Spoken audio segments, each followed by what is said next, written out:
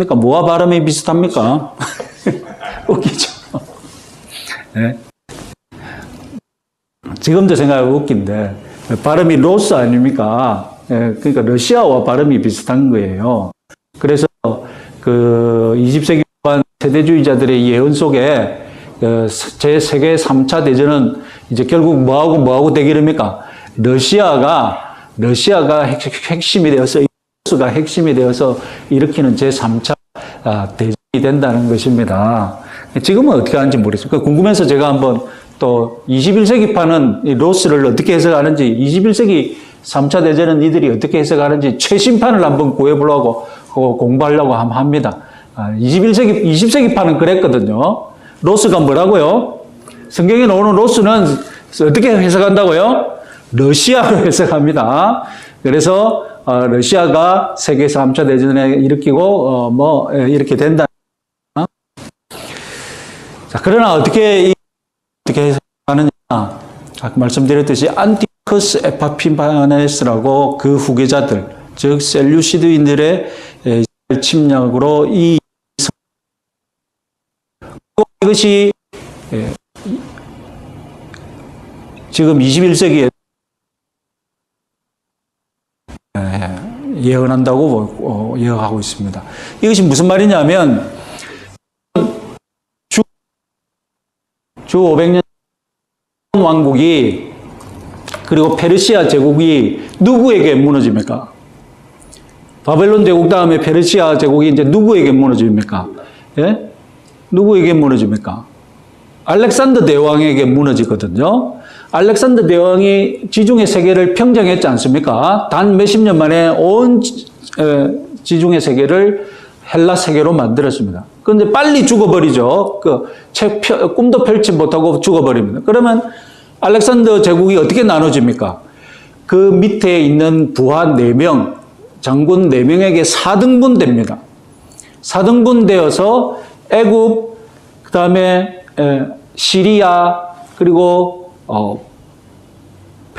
페르시아, 다음에 그리스 이렇게 4등분이 되는데 가나안 지역을 차지한 사람들이 뭐냐면 셀루시드 제국입니다. 셀루시드 제국이 그래서 그들을 가리켜서 이제 셀루시드인이라고 하는데 이들이 이 애굽을 차지한 아이오스 그 제국하고 싸움을 해서 이겨서 이스라엘 땅 전체를 다 차지하게 됩니다.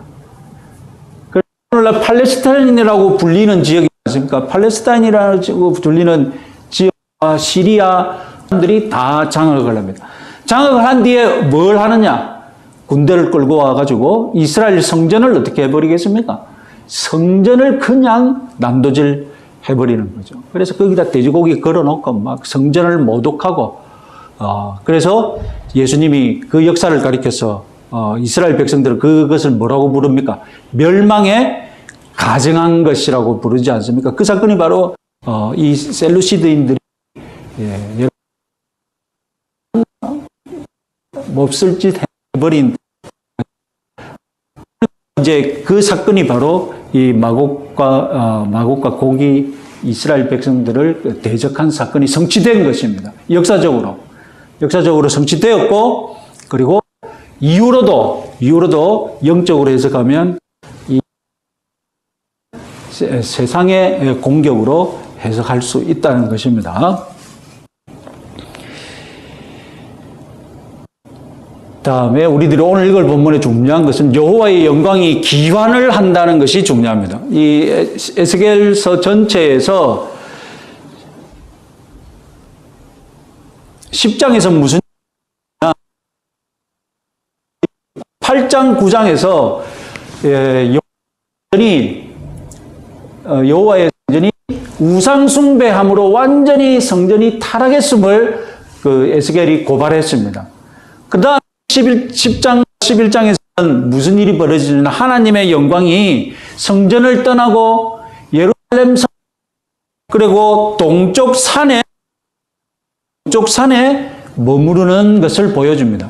그러니까 성전이 있으면 이 성전이 우상 숭배로 더럽혀졌으니까 하나님이 더 이상 이 성전을 있을 수 없어서 성전 출입문이 어디에 있습니까? 성전 출입문이 동쪽에 있거든요. 그러니까 그 하나님께서 그룹들과 수레를 타고 점점점 동쪽 문으로 나오셔서 동쪽 산에, 감람산에 머무르는 떠나왔다는 것이죠. 그것을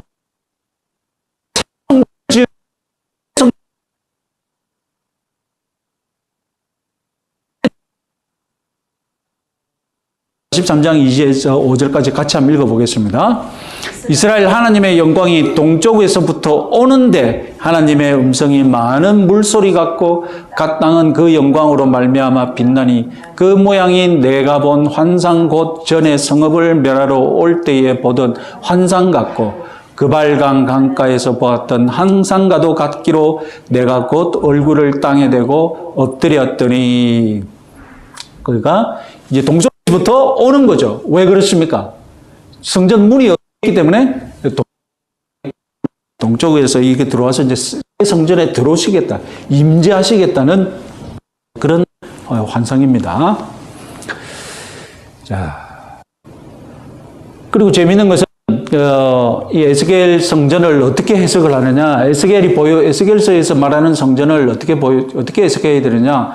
앞서 말했듯이 문자주의자들, 세대주의자들은 하나님께서 진짜로 재림 예수 그리스도께서 종말에 이 땅에 오시면 신의 산 위에 새롭게 성전을 지을 것이다.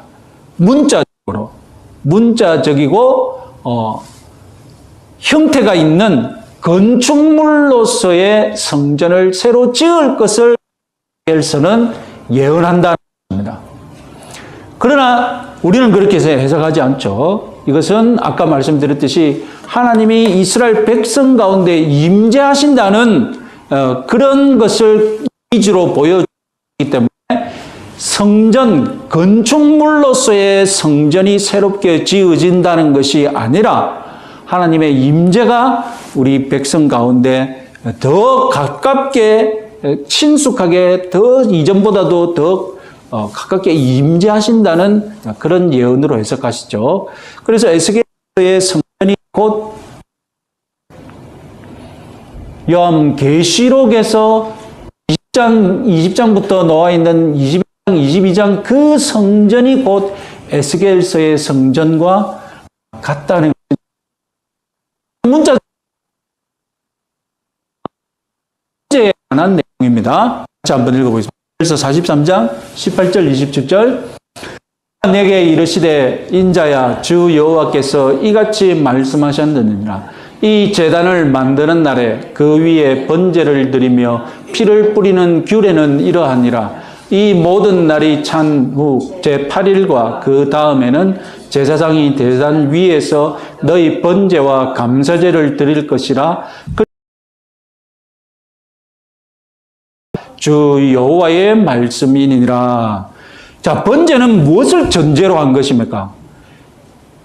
죄 사함을 전제로 한 제사지 않습니까? 하나님이 우리에게 죄 때문에 화가 나셨고 그래서 우리가 번제를 드려서 그죠? 하나님의 화를 진노를 누그러뜨리고 우리가 용서받는 제사가 번제이지 않습니까? 그런데 만약에 이것을 문자 그대로 건축물로서의 성전이 종말에 이스라엘 예루살렘에 건설되어진다면 이 부분 그대로 문자적으로 지켜져야 하지 않습니까? 이건 빼고 건물만 지어진다고 주장할 수는 없잖아요. 그러면 성전을 지어놓고 못하느냐? 실제로 그 안에 제사장이 회복되고 그리고 제도 회복되고 그리고 드려진다는 겁니다. 결국 그러면 어떤 여러분 문제점이 느껴집니까?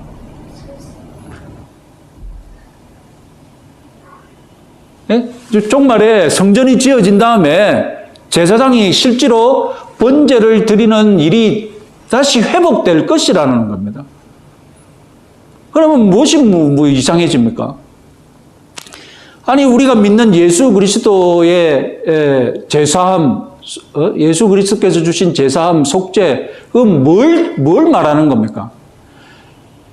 번제라는 율법의 희생 제사 제도가 어떻게 됐다는 겁니까? 이제 더 이상 무효되고 더 이상 효력이 없고 예수 그리스도가 그 제도의 참 모습으로 우리에게 죄사함의 혜택을 준다는 것입니다. 우리가 그걸 믿는 거잖아요. 그래서 우리에게는 더 이상 짐승으로 제사 드릴 이유도 없고 필요도 없고 그렇다고 우리가 믿고 있잖아요. 여러분 여러분들이 믿는 예수 그리스도의 속죄 신앙이 그것 아닙니까? 그죠? 그러면 정말 다시 번제를 드리게 된다는 것은 그건 뭘 돌아가자는 예수 그리스도의 십자가 효력을 없이 구약으로 돌아가자는 거잖아요. 문자적으로 그대로 얘기하자면 그래서 그럴 수 없다. 그래서 이것은 히브리서가 우리에게 가르치는 신앙과 완전히 문자적으로 해석하면 이런 충돌이 생긴다. 히브리서 10장 1절 4절 같이 한번 읽어보겠습니다. 율법은 장차 올 좋은 일의 그림자일 뿐이요 참 형상이 아니므로 해마다 늘 드리는 같은 제사로는 나아오는 자들을 언제나 온전하게 할 수 없느니라. 이 제사들에는 해마다 죄를 기억하게 하는 것이 있나니 이는 황소와 염소의 피가 능히 죄를 없이 하지 못함이라. 그래서 우리는 소와 염소의 제사를 다시 드릴 필요가 없습니다. 예수 그리스도를 믿는다면. 그런데 종말에 다시 성전이 지어지고 거기에서 제사장이 번제를 다시 드린다는 것은 그것은 예수 그리스도의 십자가를 무효화시키는 일밖에 되지 않습니다. 그래서 그것은 문자적인 해석을 할 수 없다는 것입니다.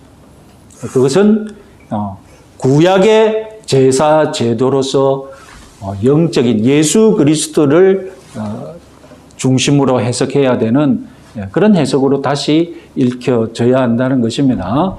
그래서 지금 우리가 성경 읽기에 중심을 두고